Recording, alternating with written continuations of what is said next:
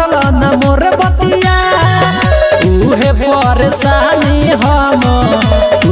परेशानी हम झेलतानी कब से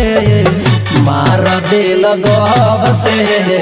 रोवतानी कब से मार दिल गब से रोवतानी कब से राजा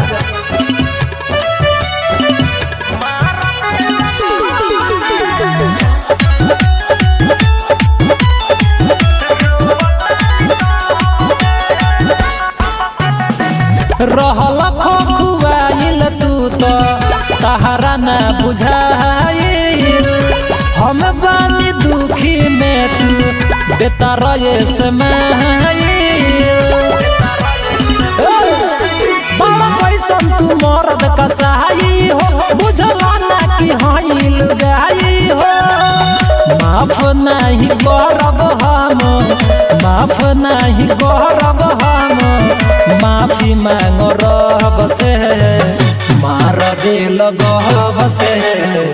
रोवतानी कब से मार दिल गब से रोवतानी कब से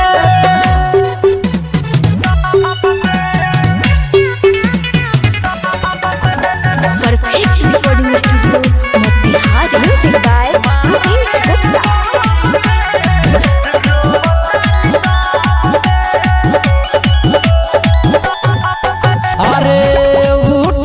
बैठल हमर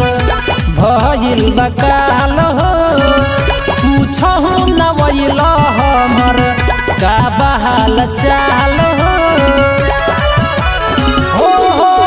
नहीं दर्द हमरा सहाई हो प्रेमी प्रदीप न तोहरा बुझाई हो जखमी जराम हम जखमी जराम हम कहब जाके सब से मार दिल गब से रोवतानी